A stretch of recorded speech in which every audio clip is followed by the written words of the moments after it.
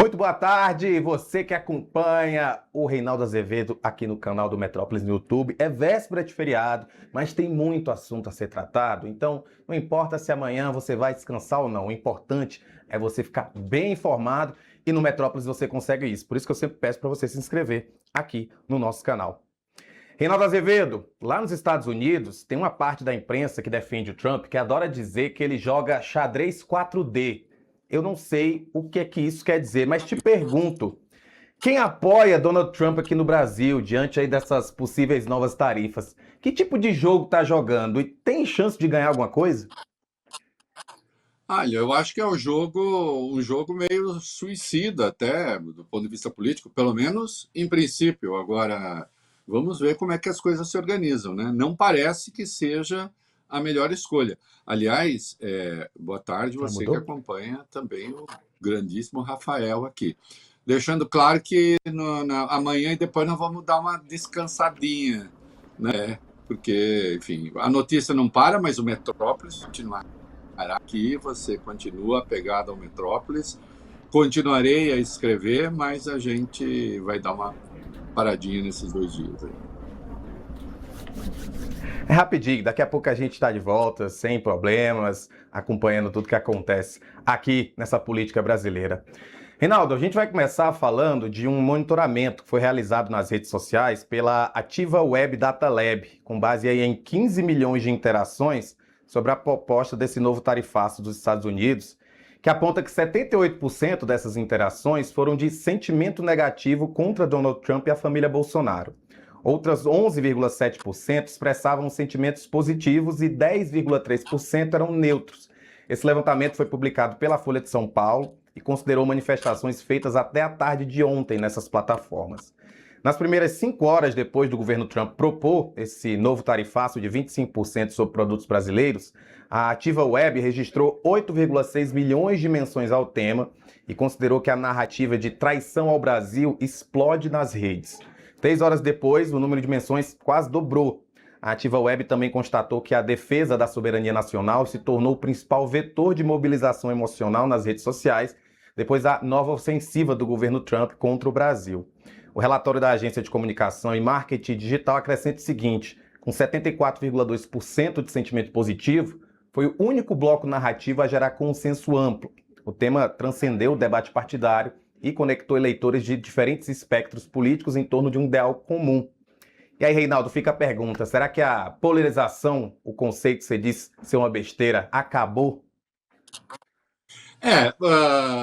Veja, como você sabe, lembrou muito bem essa história de polarização. Enfim, as pessoas têm posições diferentes sobre um monte de coisas. Existe uma polarização aqui em São Paulo entre Corinthians e Palmeiras, por exemplo, né? Embora outros times existam, mas que lideram, digamos assim, essa esfera dos sentimentos de forma mais aguda.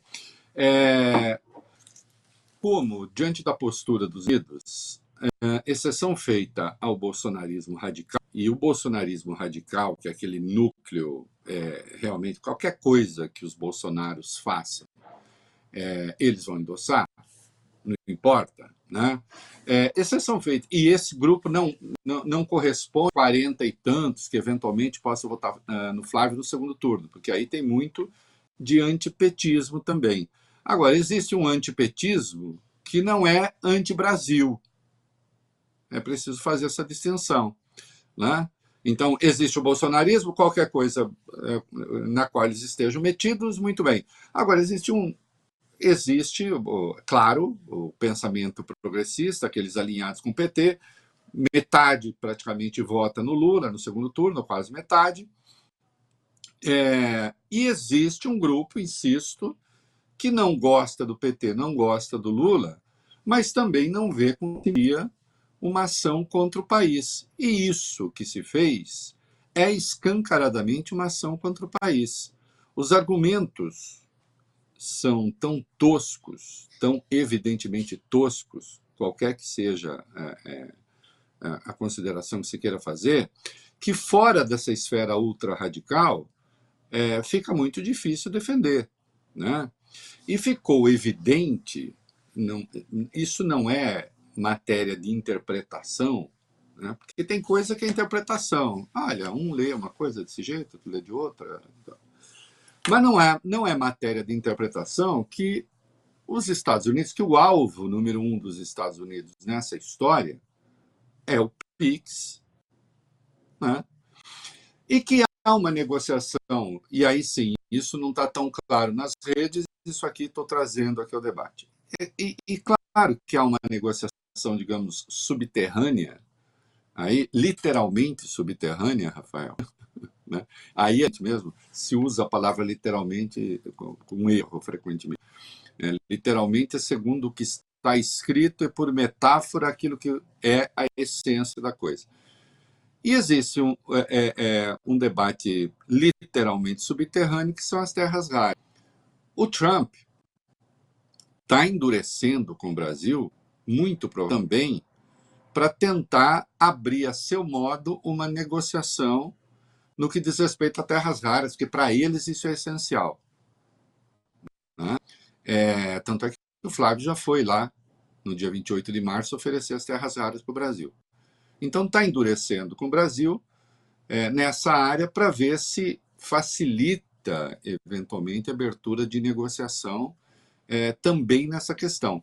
Então, assim, sem dúvida, o PIX, um alvo imediato, as empresas de cobrança dos Estados Unidos, né, de comércio, os cartões, querem o PIX, né? E isso é o item número 1 desta recomendação de representação comercial dos Estados Unidos, mistura ali com redes sociais, mas é o PIX. E o PIX é um queridinho dos brasileiros. Tanto é que quando a extrema-direita, por intermédio do Nicolas, inventou uma falcatrua que pegou, né, que o Brasil, que o governo estaria pensando em taxar o PIX, que era mentira, a gente viu o que aconteceu, né? Isso chegou a mudar a curva de aprovação do governo Lula. A mentira, né? O governo até tardou um pouquinho a perceber que a safadeza estava em curso, né? Diante do que se viu, né, e da falta de autoridade dos Estados Unidos, porque também isso ficou claro, para impor as medidas, aí não teve jeito, né, companheiro? Né, camarada? Não teve jeito. Então, o sentimento necessariamente negativo em relação aos Estados Unidos e positivo em relação ao Brasil. Ficou claro que há uma tentativa de interferência dos Estados Unidos no interno e na eleição a essa altura, né? Porque se não é exatamente uma razão a candidatura do Flávio, soou assim, porque inclusive depois o Trump deu um jeitinho de dar uma pisada na cabeça do Flávio, ainda que sem querer, né? Há certos apoios que a gente não deve ter, que a gente deve dispensar, né? Então, não poderia ser diferente. E aí, obviamente, isso contaminou o sentimento em relação também a esta notável família brasileira, né? Essa família é muito unida e também muito oriçada. Ô, Reinaldo, esse monitoramento aí também aponta que houve uma rejeição ao comportamento dos bolsonaros por causa da percepção de que disputas políticas internacionais poderiam gerar consequências para a economia brasileira. Do total de interações entre os irmãos Flávio e Eduardo Bolsonaro, até o começo da tarde, quando as manifestações ainda estavam ali no patamar de 8 milhões, 69% expressaram sentimentos negativos, 18% positivos e 14% neutros. Houve ainda, segundo a Ativo Web, rejeição à percepção de conspiração e traição aos interesses nacionais. Em outro trecho do relatório, a agência diz o seguinte sobre as interações envolvendo Donald Trump. O presidente americano aparece como um dos principais personagens do debate. Aqui o sentimento negativo não se dirige ao tema internacional em si, mas às ações de Trump, a sua pressão sobre o Brasil e a interferência percebida nos interesses brasileiros. Por isso, a rejeição cresce de forma significativa, chegando a 62,9%, especialmente quando o debate destaca impactos econômicos e políticos para o país. Eles quebraram a cara, bicho. Isso não tem eles, eu digo os bolsonaros, né? Foram com muita sede ao pote, né? Existe, o Brasil tem, lá nos anos 80, né? O Sérgio Paulo Rouanet, que dá nome à Lei Rouanet, diplomata, escreveu um artigo que, à época, o Rafael nem tinha nascido, né? E o tio Rei já estava na militância, na vida, da vida. Escreveu um artigo chamado Verde Amarelismo, a cor do nosso irracionalismo, o que hoje até assumiria, enfim, outra conotação, serviria para discutir outros temas. E ali se falava de um certo sentimento anti-americano que havia no Brasil. No sentido de, essa gente, de algum modo, explora. Na década de 60, isso era um discurso muito forte entre as esquerdas e, de certo modo, isso permanece, né, no campo da esquerda, no campo progressista, porque, afinal de contas, as divergências existem mesmo e as pretensões imperiais dos Estados Unidos são reais, né? Ninguém mais do que o Trump deixa isso claro, né? Então a gente tem ali adormecido, digamos, algo que vem de longe, né? A gente tem um tanto adormecido um certo sentimento anti-americano, e isso contrastou durante um bom tempo, de algum jeito, com aquilo que o Nelson Rodrigues apontou, né? Numa crônica esportiva, aliás, né? Quando antes do Brasil ganhar a Copa na Suécia. O sentimento, o complexo de vira-lata, né? Então, de algum modo, havia algo de subestimava um pouco, né? Mas que via com um olhar um tanto ressentido as coisas dos Estados Unidos. Ao mesmo tempo em que há admiração também, porque, afinal de contas, um país rico, especialmente nas camadas endinheiradas. Mas a relação com os Estados Unidos, de qualquer modo, não é uma relação fraternal, né? Não é, nunca foi. O Lula, a ascensão de governos progressistas, na figura do Lula, né? Depois Dilma, mas Lula. O Lula sempre exaltou muito essa coisa do orgulho de ser brasileiro, dos brasileiros que têm que assumir a sua identidade, que têm de assumir a sua cara, que não tem de ter vergonha, um povo que não tem de ter vergonha de ser o que é, né? Porque, afinal de contas, junto com as nossas mazelas, também temos, evidentemente, muitas qualidades, né? Mas o Lula sempre exaltou muito isso, né? E sim, como governo de esquerda, nunca foi americanófilo, né? O Brasil, o governo petista não é um governo de submissão e de identidade com os Estados Unidos. Não importa muito o governo. Se você olhar, o Lula se deu bem com o filho e não se deu tão bem com o Obama. De algum modo, os dois disputavam um certo protagonismo sentimental no mundo. Assim, quem é o governante que, de algum modo, representa uma novidade no mundo, né?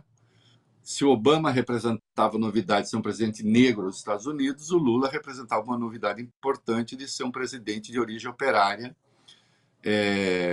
numa das maiores democracias do mundo, por ter conseguido colocar a fome como um tema de fato mundial, pela defesa que fez do meio ambiente, se identificando com a causa do meio ambiente. Então, o Lula virou um líder mundial, sem dúvida, né, importante. Teve a derrocada depois com o Lava Jato e tal, mas e a recuperação, né, ainda que não no mesmo nível. Mas sempre a relação ali do governo petista com os Estados Unidos é uma relação um pouco crispada já antes do Trump, né? Com o Trump, claro, as coisas pioram um pouco, né? Ou pioram muito, porque, enfim, teve o negócio das tarifas, não foi só para o Brasil, foi para o mundo, mas ele tem essa, a doutrina Monroe, como estou falando, em relação à doutrina Monroe, ele decidiu que as Américas são o quinto dos Estados Unidos. Né? Quintal para cima, quintal para baixo, para ficar numa localização espacial apenas. Tosca, porque não é assim que a Terra é redonda, vamos saber. Né? Mas, de qualquer modo, as Américas tem os Estados Unidos, que tem quintal para os dois lados, e acabou, e assim que ele enxerga as coisas. Né? Evidentemente, isso não vai contar com a aceitação do povo brasileiro, né, cara? Por mais que exista, que subsista em certas áreas o complexo de vira-lata, por mais que se possa ter admiração pela pujança dos Estados Unidos, mas a hora em que se tomam medidas que o povo é diretamente prejudicado, aí como é que você vai aderir a isso? Aplaude quem pertence ao núcleo duro do bolsonarismo.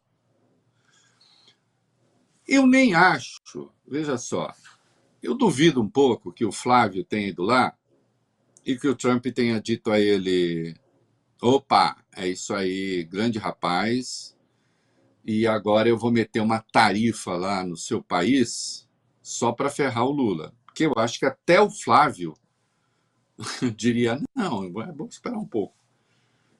Né? Por quê? A hora que o Trump faz isso, na sequência da visita de Flávio, não há como não associar essa decisão, né, à visita do Flávio. Mas, quando houve o tarifaço, no ano passado, os irmãos Bolsonaro aplaudiram, agradeceram. A carta de 9 de julho, em que o Trump anuncia as tarifas de 50% contra o Brasil, tem no primeiro parágrafo um pedido para que se extinguisse o processo contra Jair Bolsonaro. E a reação dos irmãos foi de gratidão. Então não tem como. Né? Eu brinquei hoje de manhã no comentário que eu fiz na rádio e na TV que em 20 dias o Flávio caiu do cavalo 2 vezes. Caiu do Dark Horse, caiu do cavalo negro, caiu do azarão. Né? Caiu no dia 13 de maio, quando veio à luz a reportagem do Intercept, ele pedindo 134 milhões para o Vorkar, né? 24 milhões de dólares. Né? Depois a informação que voltou lá para tentar pegar o resto, ele disse: não, foi só para dizer que eu não queria mais o dinheiro. O Valdemar disse: não, foi para pegar o resto. Então ele caiu do cavalo, né, ali, que é uma coisa que com um menino do interior como eu não acontece, porque a gente já nasce sabendo andar a cavalo. Né? Quer dizer, não nasce, né? Mas você vive no ambiente ali. Né? E cavalo, Rafael, como eu brinquei, é bicho tinhoso. Cavalo não é bonzinho. Cavalo estranho. Cavalo morde, que é uma coisa que as pessoas não sabem. Se não tomar cuidado, ele morde feio. Né? Eu que não sei, nunca nem dirigi um carro, sentei lá, mas cavalo eu já nasci andando. Né? Mas o Flávio não, caiu. Né? E caiu de novo agora. Porque essa viagem para os Estados Unidos foi para tentar se livrar desse negócio. Né? E houve até quem o chamasse de grande gênio. Ele volta, vem a ameaça de tarifaço, tendo como item número 1 tomar o nosso PIX, taxar o PIX, que é isso que eles querem, é taxar o PIX. Né? Se você me falar, mas será que eles combinaram isso com o Trump? Se combinaram ou não, o fato é, eles foram lá, mais uma vez, para conspirar contra o governo do Brasil e contra os interesses brasileiros. O Flávio mandou uma carta para o Marco Rubio, daqui a pouco nós vamos ver, e na carta ele se coloca de joelhos, mais uma vez, a vocação desses caras, eles se sentem o braço do Trump no Brasil. Eles estão naquela, lembra do chanceler, lembra do nosso ministro das Relações Exteriores, Ernesto Araújo, que ficou por um tempo, que dizia que nós temos de nos ajoelhar no altar da igreja do Trump? É isso. Né? E não deu certo para eles. Está dando, aliás, muito errado. Né? Reinaldo, eu tenho certeza que deve ter vários tuiteiros contumazes que assistem o seu programa e com certeza algum deles vai usar o Flávio caiu do Dark Horse. Com certeza, eu vou procurar depois nas redes sociais, alguém vai usar essa frase, porque ficou muito boa, já dei uma risada aqui. 2 vezes. 2 vezes.